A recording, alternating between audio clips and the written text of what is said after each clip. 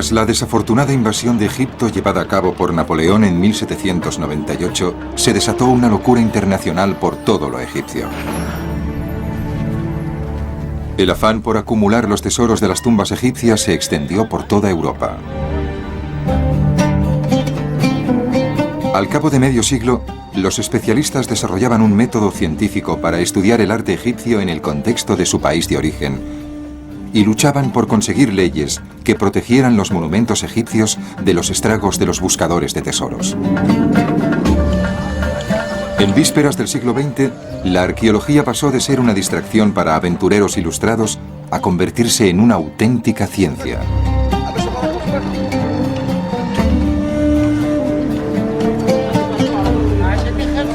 En la actualidad, la egiptología continúa revelando nuevas maravillas de una cultura tan rica y diversa que incluso después de siglos de saqueos, los nuevos descubrimientos siguen asombrándonos.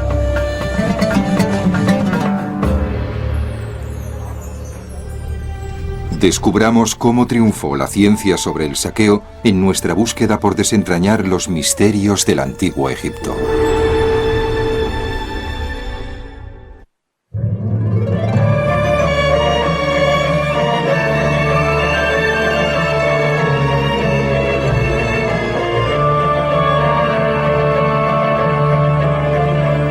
En busca del antiguo Egipto.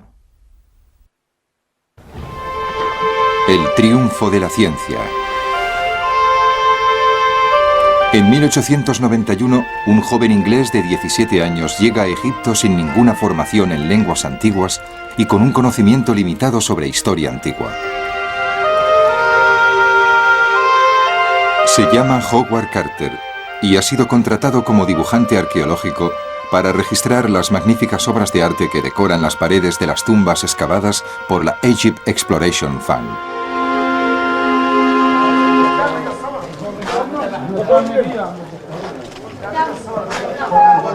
La llegada de Carter a Egipto coincide con el fin de la gran época de los egiptólogos victorianos. El egiptólogo francés Gaston Maspero dirige el Servicio de Antigüedades de Egipto. Y su colega inglés William Flinders Petrie desentierra con afán el palacio de Ajenatón.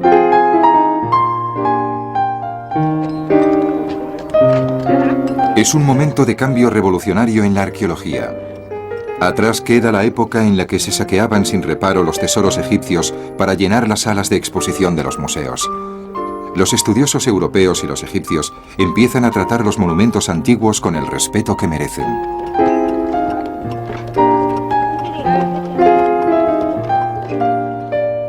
Al cabo de unos meses, Carter es enviado al Valle de los Reyes para copiar las inscripciones del templo funerario de la reina Hatshepsut.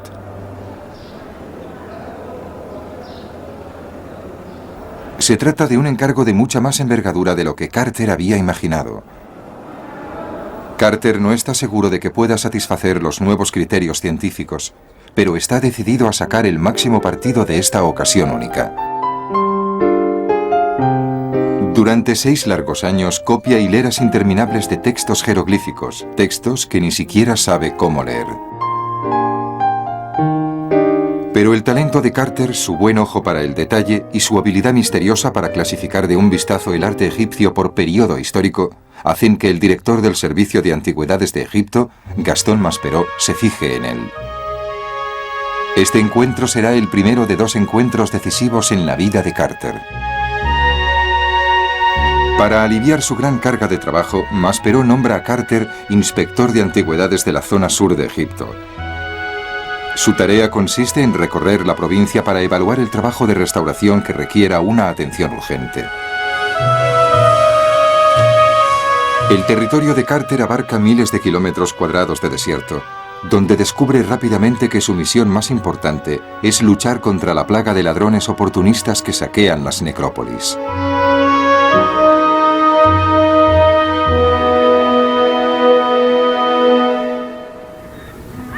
Para los campesinos que viven en el Valle de los Reyes y en sus alrededores, el saqueo de las tumbas sigue siendo una de las pocas fuentes de ingresos desde la época de los faraones. Debido a la afluencia de un número cada vez mayor de cazadores de tesoros y turistas a Egipto, a finales del siglo XIX el saqueo de tumbas se ha convertido en un negocio boyante. Carter persigue con decisión tanto a los ladrones de tumbas como a los turistas inconscientes que dañan los templos y los monumentos con graffiti. En enero de 1905, Carter se enfrenta a un grupo especialmente agresivo de turistas franceses borrachos. Después de una serie de groserías que terminan a empujones, Carter consigue que la policía los eche del lugar.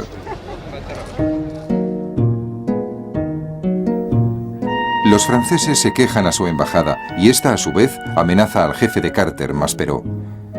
Cuando Howard Carter se niega a disculparse ante la embajada francesa por haber cumplido con su trabajo, Maspero se ve obligado a pedirle su dimisión.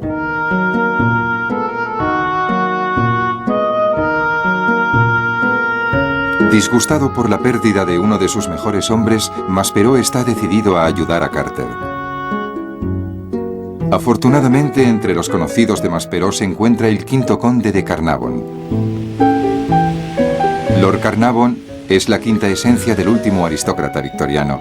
Fabulosamente rico, muestra interés por todo: caballos de carreras, automóviles, colecciones de arte y finalmente por la arqueología egipcia.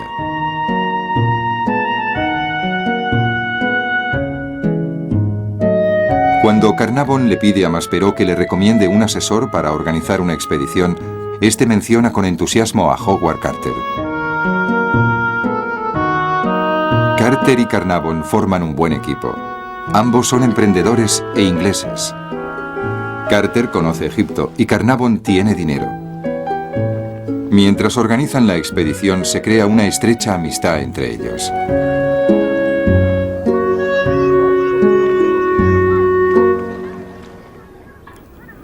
A principios de 1907 se han hecho con los derechos para excavar cerca de Gurna, el famoso pueblo de saqueadores de tumbas situado en la orilla oeste del Nilo, en Tebas.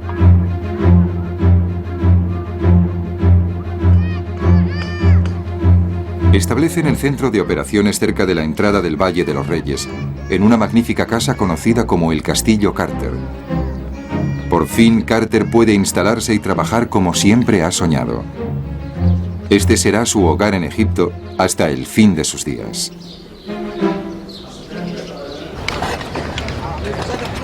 Desde un punto de vista científico, el trabajo del equipo formado por Carter y Carnarvon es meticuloso. Un hecho que sorprende a los egiptólogos y estudiosos locales, teniendo en cuenta que ambos hombres no tenían una formación académica previa. Las excavaciones de Gurna dan como resultado algunos hallazgos interesantes, entre ellos varias tumbas privadas y algunos monumentos reales. Pero Carter y Carnarvon tienen sus corazones puestos en las excavaciones del Valle de los Reyes, cuyo permiso posee en ese momento el estadounidense Theodore Davis.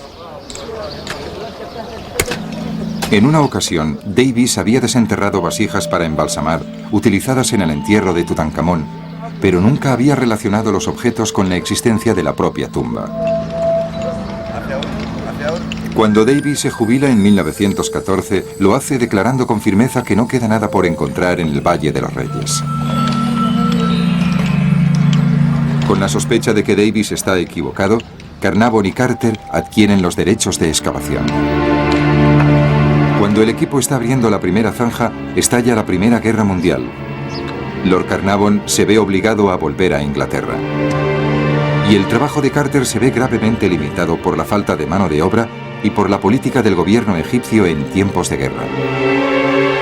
Hasta 1917, 3 años después, Carter no logrará reanudar las excavaciones propiamente dichas. En constante correspondencia con Lord Carnarvon, los amigos deciden concentrar sus esfuerzos en localizar la tumba del niño rey Tutankamón. Durante décadas, los egiptólogos han creído que la tumba estaba en algún lugar del valle, pero nadie ha conseguido encontrarla en el océano de remolinos de arena. Sin pistas fiables, Carter no tiene otra opción que atravesar el valle con una serie de zanjas. Es una operación colosal. Durante los 5 años siguientes, cientos de trabajadores retiran decenas de miles de toneladas de escombros sin el menor indicio de la tumba de Tutankamón. Al final del quinto año, Lord Carnarvon está tan frustrado como Carter. El proyecto ha costado una fortuna y no ha dado resultado alguno. Solo debido a las súplicas de Carter, Carnarvon accede a continuar otro año, pero ni uno más. La temporada 1922-1923 debe ofrecer resultados o el proyecto se dará por concluido. El 4 de noviembre de 1922, solo 3 días después de que Carter reanude el trabajo, sus hombres descubren lo que parece ser una escalera oculta por la entrada a la tumba de Rameses VI. Al cabo de media hora, han retirado la arena suficiente para descubrir una puerta sellada. Carter envía un telegrama entusiasmado a Lord Carnarvon. Hemos hecho un descubrimiento extraordinario en el valle. Una tumba magnífica con sellos intactos. La hemos recubierto hasta su llegada. ¡Felicidades!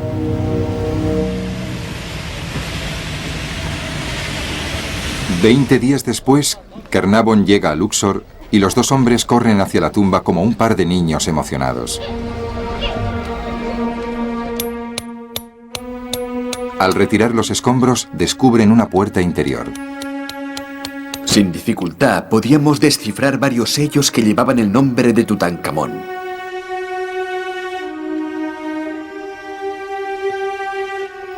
Carter abre un pequeño agujero e ilumina la abertura con la llama vacilante de una vela. Al principio no se veía nada.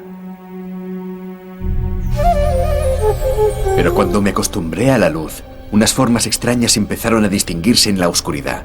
Animales y estatuas, y por todas partes, destellos de oro. Durante unos segundos permanecí aturdido.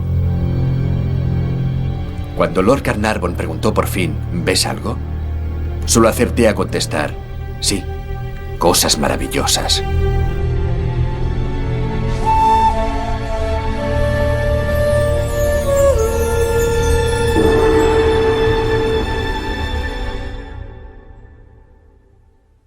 Carter y Carnarvon no tardan mucho en darse cuenta de la trascendencia de su descubrimiento. No se trataba de un hallazgo corriente que se pudiera clasificar en poco tiempo. No existía ningún precedente que nos mostrara el modo de proceder. Aquello escapaba a toda experiencia anterior. Parecía que había más trabajo del que se pudiera abarcar con cualquier acción humana.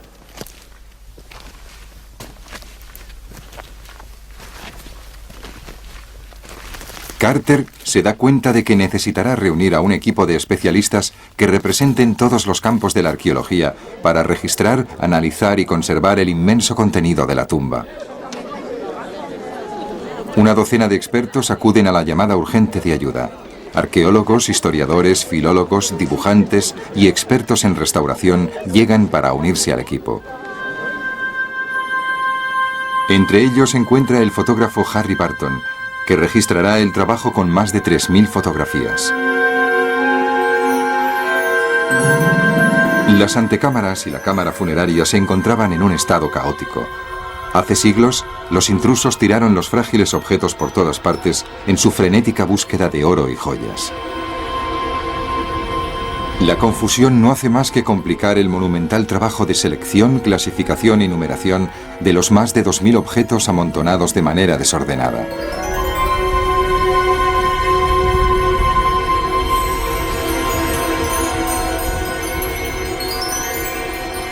Al catalogar cada pieza, se debe registrar su ubicación exacta sobre un plano de la tumba. En total hay 4 salas: la antecámara, el anexo, la cámara mortuoria y la sala del tesoro. En cada una de ellas se amontona el tesoro de Tutankamón.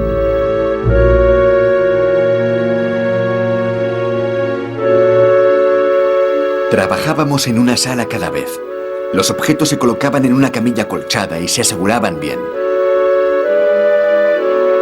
Cuando teníamos un número suficiente, los llevábamos bien vigilados hacia el laboratorio. Tardamos 7 semanas en vaciar solo la antecámara. Cerca, una tumba abandonada se convierte rápidamente en un laboratorio donde con cuidado se limpian, se miden, se fotografían y cuando es necesario se restauran los objetos. De forma trágica, solo 4 meses y medio después de que se abriera la tumba, Lord Carnarvon muere por la picadura infectada de un mosquito. La muerte de Carnarvon, unida a la muerte repentina de varios trabajadores y visitantes, hace que los medios de comunicación hablen de la maldición de la tumba de Tutankamón, una fantasía que dispara la imaginación pública y hace que el hallazgo resulte más espectacular y misterioso. Ha empezado una nueva época en que la cultura egipcia se populariza, con lo que los turistas de Europa y América llegan en masa.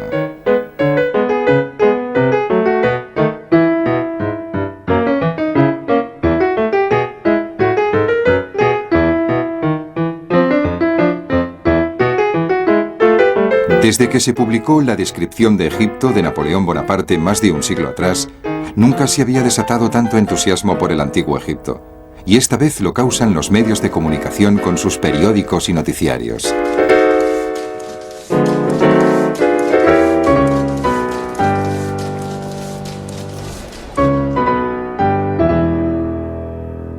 Con el circo mediático a su alrededor, Howard Carter debe completar solo el proyecto más monumental de la historia de la arqueología egipcia.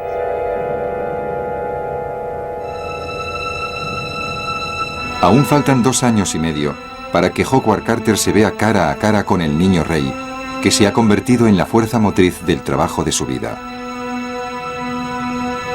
A finales de 1925, el equipo llega al sarcófago real.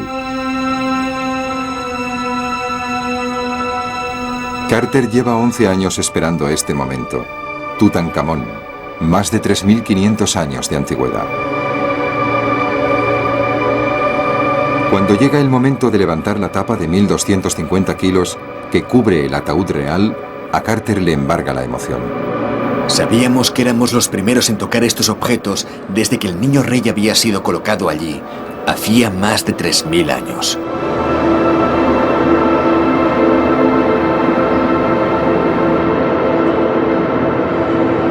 Los sarcófagos están encajados dentro de 4 capillas con incrustaciones de oro, cada uno de ellos cubierto con escenas del antiguo libro de los muertos egipcio. El sarcófago más interior, que guarda el cuerpo del joven rey, tiene más de 100 kilos de oro puro.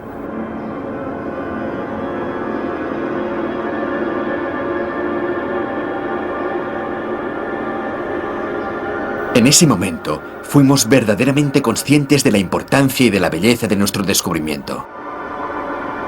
Ante nuestros ojos brillaba una cantidad fabulosa de oro. Una pieza inestimable de arte antiguo. Tenía una expresión triste y tranquila. Pero es lo único que está tranquilo en la excavación. Una marea creciente de nacionalismo egipcio está causando problemas políticos a Carter, al gobierno colonial inglés y a todos los extranjeros que trabajan en Egipto. En un momento dado, la policía egipcia impide que Carter entre en la tumba. A pesar del sensacionalismo y de los problemas políticos, Carter persiste en su trabajo. Aunque Carter pasa el resto de su vida preparando informes y escribiendo sobre este asombroso hallazgo, cuando muere a la edad de 65 años en 1939, su trabajo permanece inacabado.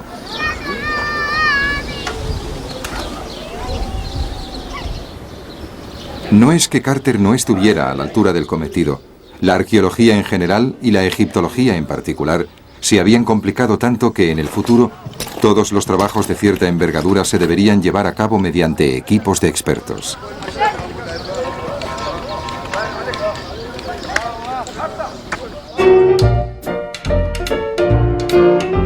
Tras un siglo y medio de trabajos en Egipto, la egiptología se había situado a la vanguardia de los estudios arqueológicos en todo el mundo. Pero durante este periodo fue notable la ausencia de los estadounidenses. Con pocas excepciones, los estudiosos estadounidenses eran aislacionistas en la cultura y fundamentalistas en la religión. Veían el antiguo Egipto como un mundo de depravación pagana, una tierra de idólatras que mantuvo al pueblo hebreo en la esclavitud. Uno de los primeros estadounidenses que obtuvo el reconocimiento internacional por su trabajo en egiptología fue George Reisner. Estudioso de lenguas semíticas antiguas y de las civilizaciones del Próximo Oriente en la Universidad de Harvard, Reisner escribe una serie de artículos que despiertan la atención de la comunidad internacional de... Cuando el siglo XIX toca a su fin, George Reisner abandona América para vivir la aventura de su vida.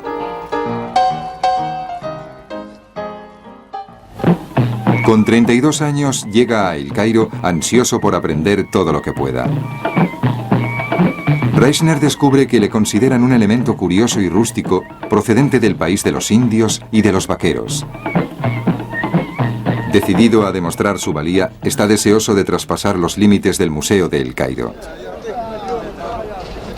Gracias a su relación con Gastón Maspero, obtiene una concesión para excavar en el sur de Egipto, justo al norte de Luxor.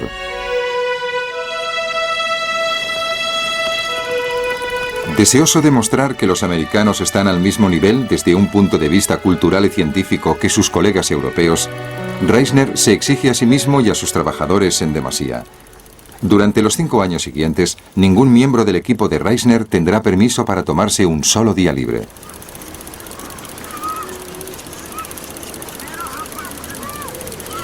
Tal ritmo de trabajo produce numerosos hallazgos de importancia científica, pero como pertenecen principalmente al periodo inicial de la historia egipcia, cuyo camino había abierto Maspero, no ofrecen la serie de tesoros encontrados en tumbas de periodos posteriores, y carecen de la repercusión que tienen otros hallazgos más espectaculares en los medios de comunicación.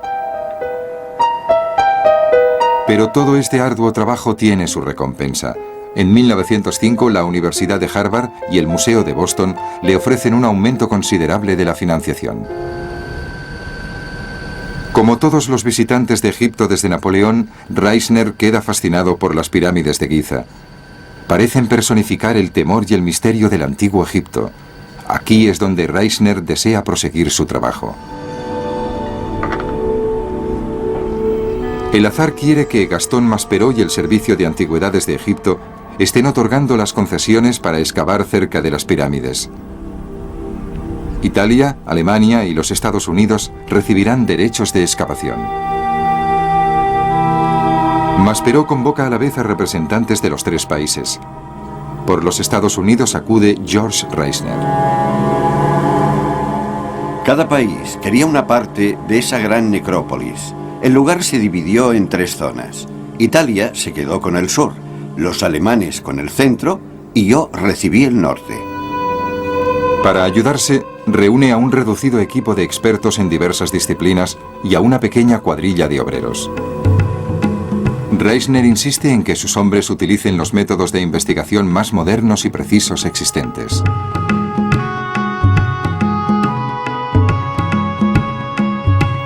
De las numerosas tumbas que Reisner está excavando, la más impresionante es la de la reina Meresang, nieta del faraón Kéope, constructor de la primera y mayor de las pirámides.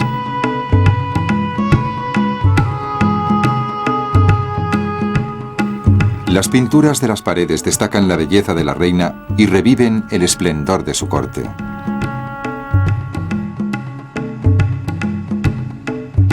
En la gran capilla, Reisner descubre una extraña hilera de figuras femeninas. Cada una es una imagen idéntica a la de la propia reina.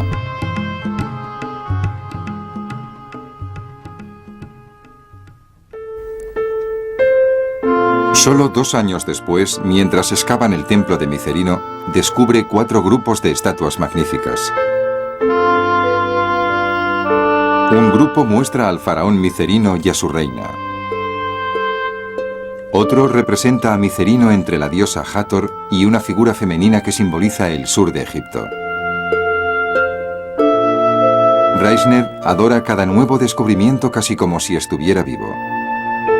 Al describir las estatuas del templo de Micerino, escribe: Era muy gratificante añadir esta pieza a la colección del álbum familiar.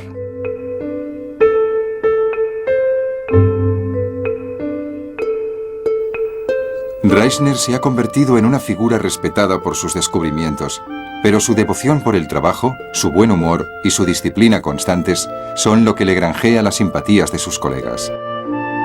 Adiós al vaquero americano curioso. En 1911, George Reisner es ya uno de los egiptólogos más respetados de su época.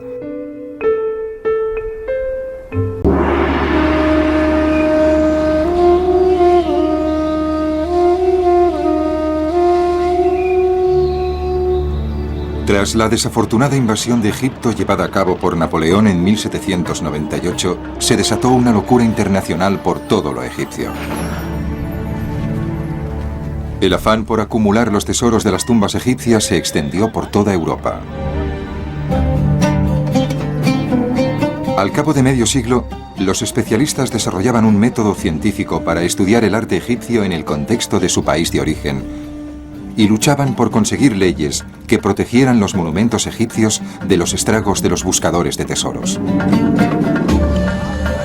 En vísperas del siglo XX, la arqueología pasó de ser una distracción para aventureros ilustrados a convertirse en una auténtica ciencia.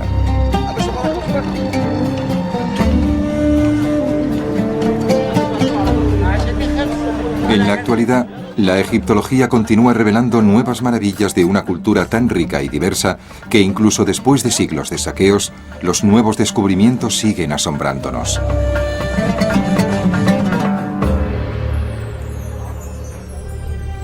Descubramos cómo triunfó la ciencia sobre el saqueo en nuestra búsqueda por desentrañar los misterios del antiguo Egipto.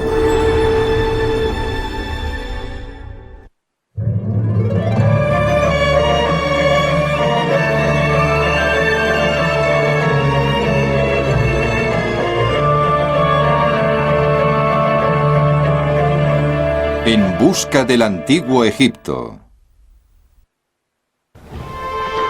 El triunfo de la ciencia. En 1891, un joven inglés de 17 años llega a Egipto sin ninguna formación en lenguas antiguas y con un conocimiento limitado sobre historia antigua.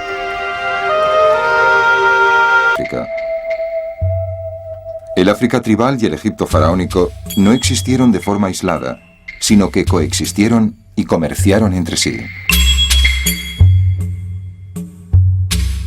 Aun siendo consciente de que estas noticias levantarían gran polémica, sobre todo en la América dividida racialmente, Reisner está deseoso de publicar su descubrimiento. Por una ironía del destino, Reisner termina sus excavaciones y publica sus hallazgos a finales de 1923. Exactamente en la misma época en la que el descubrimiento de la tumba de Tutankamón de Carter y Carnarvon ocupa los titulares de todo el mundo. Imperturbable ante el hecho de que la relación entre Egipto y África quede eclipsada por la tutanmanía, Reisner prosigue con su trabajo. Debido en gran medida a los éxitos de Reisner, cada vez más museos y universidades estadounidenses empiezan a financiar expediciones a Egipto.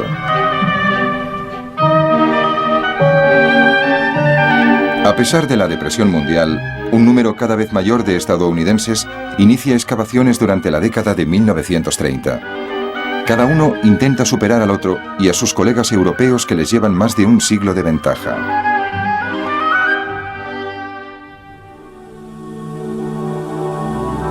Los hombres que dirigen estas expediciones son científicos consagrados. Muchos de ellos desempeñan un papel importante en el desarrollo de la egiptología y son responsables de una serie de descubrimientos intrigantes. Uno de ellos es Herbert Winlock, que dirige excavaciones financiadas por el Museo Metropolitano de Nueva York. Decide volver a explorar una tumba excavada en la roca sobre el templo de Deir el-Bahari. Después de varias semanas de excavaciones, Winlock descubre una abertura en la roca. Ante él se encuentra una visión increíble, una cavidad conteniendo numerosas maquetas. Figuritas de madera talladas con exquisitez, que una vez fueron propiedad de Mequetré, canciller del faraón. Estos modelos diminutos reflejan los momentos felices que el difunto quería revivir en el más allá.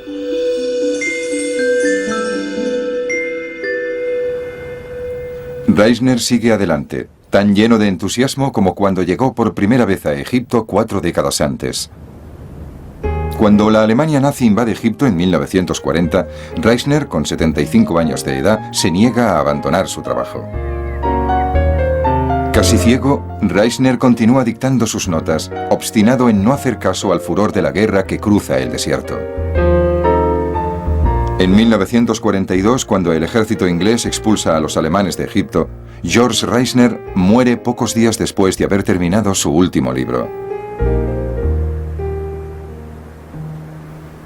Pero hay otros que ya se encargan de continuar el trabajo de Reisner. El primero de ellos es Pierre Montet, la primera figura destacada de la egiptología que empieza su trabajo en el siglo XX. Las excavaciones de Montet son siempre algo especial. Son tan originales, espontáneas y poco convencionales como él mismo. Algunos de sus primeros descubrimientos sobre el pasado de Egipto se realizan en la década de 1920. No en Egipto, sin embargo, sino en Biblos, en el Líbano, considerada durante mucho tiempo la ciudad más antigua del mundo habitada de forma continuada. Hace mucho que se sospecha que el puerto de Biblos tenía vínculos comerciales con Egipto. En la Biblia se indica incluso que Egipto obtiene cedros del Líbano para trabajos de construcción. Montet está convencido de que puede encontrar pruebas que respalden esto. Siguiendo su intuición, empieza a excavar las tumbas de los reyes de Biblos. En ellas descubre objetos que exhiben motivos y diseños egipcios, lo que prueba la relación cultural entre ambos países.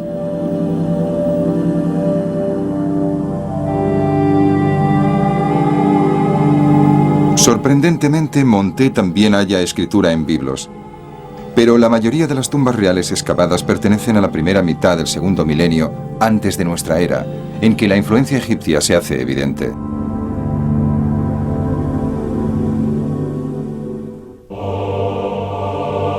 Para continuar con su búsqueda de vínculos entre Egipto y sus vecinos del Mediterráneo, Montet desplaza sus actividades a Tanis, en el delta del Nilo. Establecer las relaciones entre diversas civilizaciones antiguas será difícil y llevará mucho tiempo, pero Montet está consagrado al trabajo. Para mí, las excavaciones de Tanis confirmarían las de Biblos. En lugar de buscar vestigios egipcios en el Líbano, quizás será mejor buscarlos en Egipto.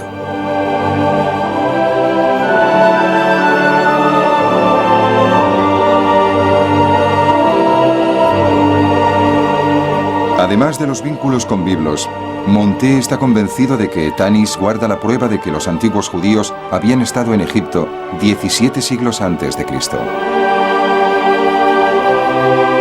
Su objetivo es probar la presencia de los antiguos hebreos en Egipto en el momento de su cautiverio, como se cuenta en el libro del Éxodo del Antiguo Testamento.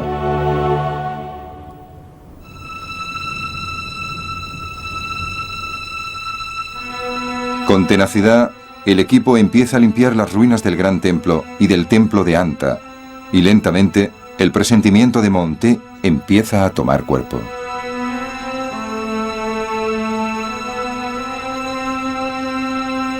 El primer eslabón crucial para relacionar a los antiguos judíos con Egipto es la prueba de que Tanis había sido la capital de Rameses II, considerado durante mucho tiempo el faraón en la época del Éxodo. Durante los 10 años siguientes, el nombre y la figura de Rameses II aparecen por todas partes en Tanis. En obeliscos, estatuas, columnas y estelas. La información es abundante y Montet está decidido a descubrir hasta el último detalle.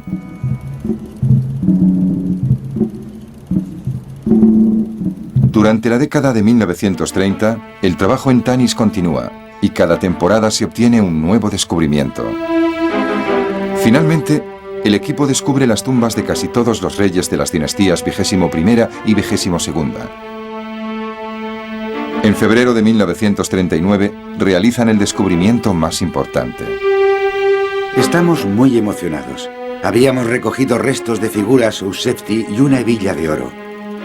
Y entonces, a las 2 en punto, retiré la tierra y las piedras que bloqueaban la entrada a una sala cuadrada. Sin tener en cuenta el peso de las toneladas de tierra que aún se amontonan encima de la tumba, Monté se introduce por el oscuro agujero. Había 2 cámaras decoradas con hermosos jeroglíficos, imágenes funerarias y un sarcófago maravilloso. En mi opinión, la tumba no pertenece solo a una persona. Seguramente hay más cámaras funerarias un poco más al norte y tenemos la intención de dirigirnos allí la semana que viene.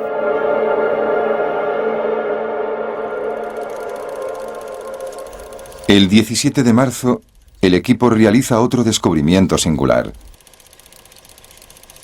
Nuestra alegría es indescriptible. La tumba del faraón Psusenes intacta. Nadie había entrado en esta tumba desde el entierro del rey.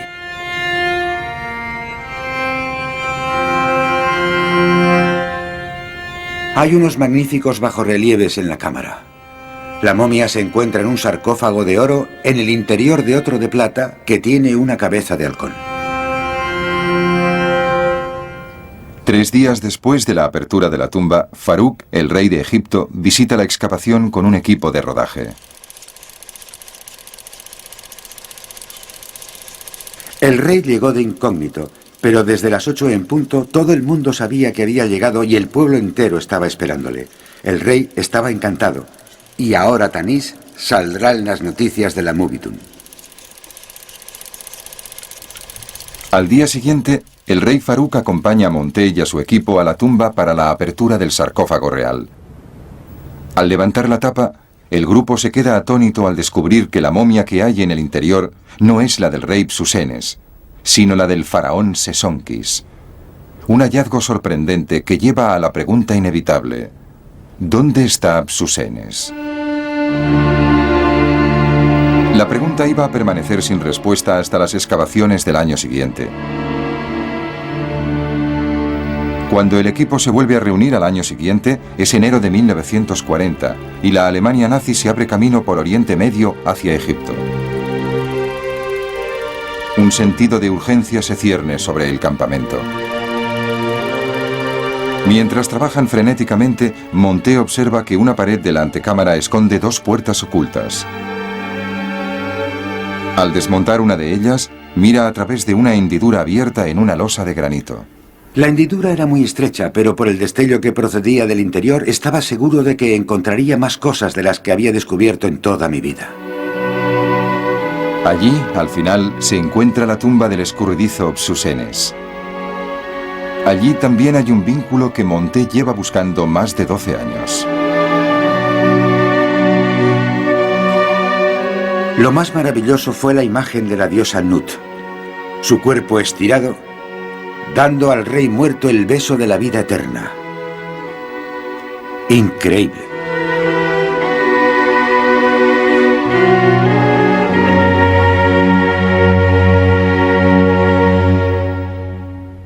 La tumba ofrece un abundante tesoro de información.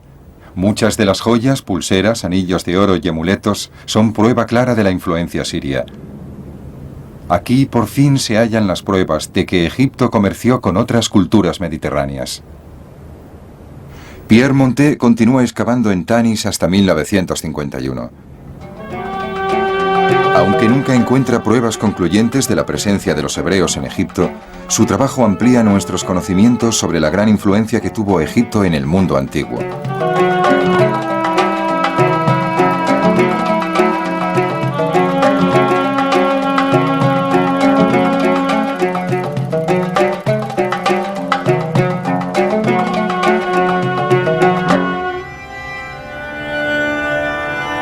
En 1952, menos de un año después de que Monté se jubilase, la monarquía del rey Farouk, respaldada por los británicos, se derrumba y en Egipto se declara la República.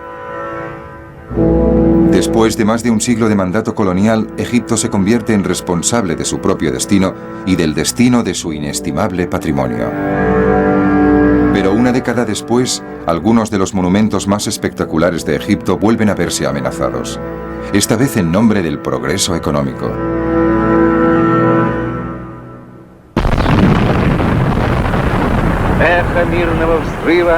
La explosión de la paz se ha oído en África entera y en el resto del planeta. Construida para garantizar una mayor producción agrícola y de electricidad para el nuevo país, la gran presa de Asuán amenaza con inundar innumerables monumentos, templos y santuarios de incalculable valor bajo las aguas crecientes del lago Nasser. Las 12:30 de la tarde del 16 de mayo de 1964. Este es el nacimiento de la octava maravilla del mundo. Se tarda 20 años, de 1960 a 1980, en llevar a cabo la mayor operación de salvamento arqueológico de todos los tiempos. En total se retiran 22 monumentos del alcance de las aguas. La mayoría se vuelven a construir a orillas del lago Nasser. Una de las operaciones más importantes afecta al templo de Filas, que hasta el siglo VI después de Cristo fue el centro del culto a Isis. La operación de rescate dura 8 años. Se construye un muro de planchas de acero alrededor de la isla y se extrae con bombas el agua del interior.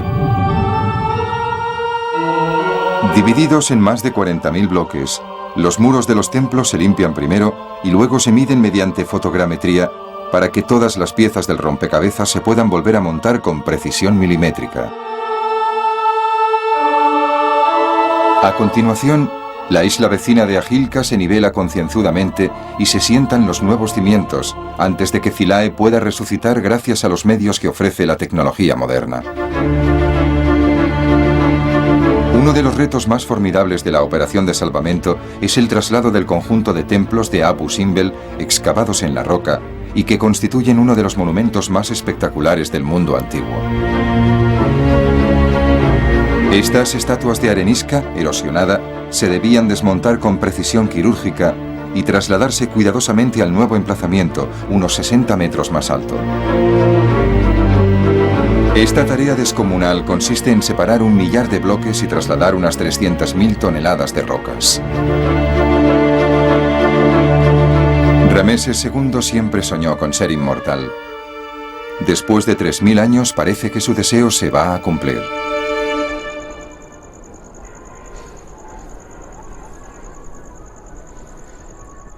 En 1863 el egiptólogo Auguste Mariette dijo: Hace siglos, Egipto destruía sus monumentos. Hoy los respeta. Y en el futuro, los amará. Afortunadamente para el mundo, el Egipto moderno ha cumplido esta profecía. De las docenas de equipos arqueológicos y de los cientos de individuos que trabajan en el campo de la egiptología en la actualidad, muchos son egipcios nativos. El director general de los yacimientos arqueológicos de Giza y Saqqara es el doctor Zahi Hawass. Hawass es un promotor incansable de Egipto y ha hecho más que nadie desde Howard Carter por mantener el pasado de su país bajo la atención pública.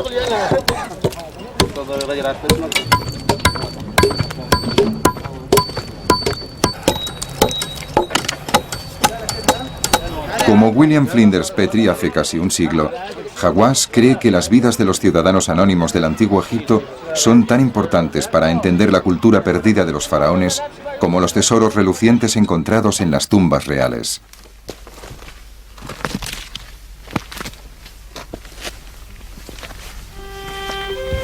Acompáñame a ver esta tumba impresionante.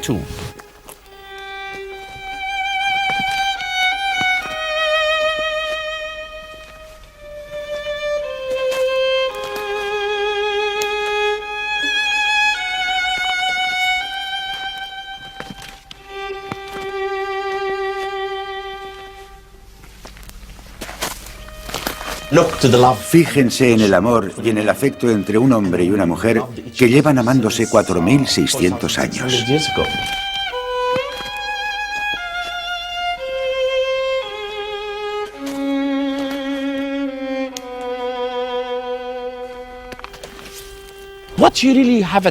Lo que encontramos en Giza son únicamente tumbas de reyes, reinas, nobles y oficiales.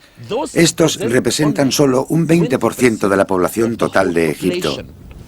Pero el otro 80% fueron granjeros, obreros, gente humilde que construyó las pirámides. ¿Dónde están enterrados? Eso era lo importante de mi investigación. Yo buscaba otro tipo de gente que nadie había buscado antes. Gente como Mariette y Maspero protegieron realmente los monumentos egipcios. Lo digo siempre, los considero auténticos egipcios. Ellos consideraron los monumentos egipcios como su patrimonio. Nosotros, los egipcios, decimos ahora que los monumentos egipcios no nos pertenecen a nosotros, sino a todo el mundo. Afortunadamente hay muchos que están de acuerdo con Zahi Hawash, entre ellos Mohamed El Saguir, inspector jefe de antigüedades en el sur de Egipto, un cargo que desempeñó en su día Howard Carter. El Saguir ha estado reconstruyendo el sendero real que une los templos de Karnak con el de Luxor.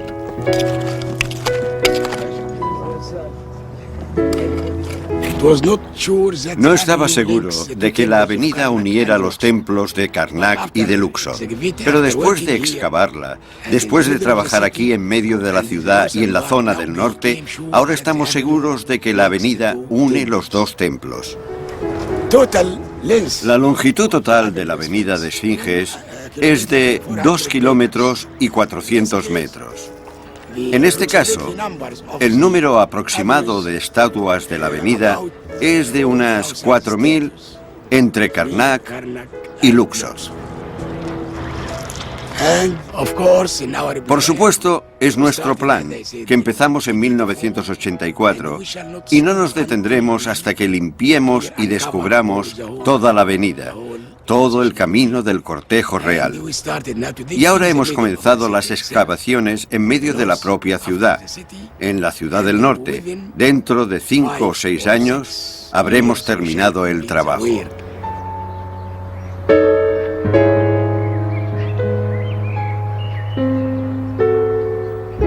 Aparte de crear métodos científicos modernos, ¿los egiptólogos de la actualidad tienen nuevos objetivos? ¿O todavía anhelan la fama y la fortuna que trajo a sus predecesores del siglo XIX hasta las arenas del Sáhara? Yo no busco eso, sino que siento que debo hacer algo por mi país, por la arqueología. Este era un sueño hace muchos años, que los egiptólogos descubrieran este sendero. Ahora lo haré yo porque es mi sueño. Pese a los siglos de negligencia y saqueos, muchos llevados a cabo por hombres que creían firmemente que estaban haciendo lo correcto, Egipto y la ciencia de la egiptología han sobrevivido para contribuir de una forma tremenda al conocimiento de una de las primeras grandes civilizaciones de la humanidad.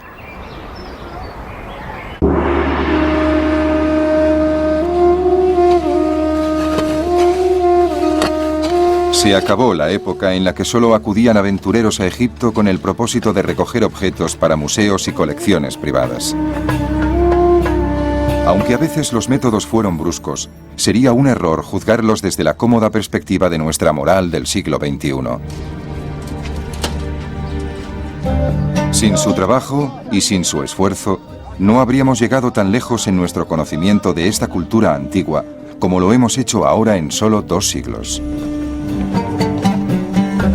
Sir Isaac Newton dijo una vez: si he visto más lejos que otros, es solo porque he subido a hombros de gigantes. Los pioneros de la egiptología fueron gigantes cada uno por derecho propio. Sin sus esfuerzos incansables, para los egiptólogos de la actualidad sería muy difícil saber por dónde empezar la búsqueda del antiguo Egipto.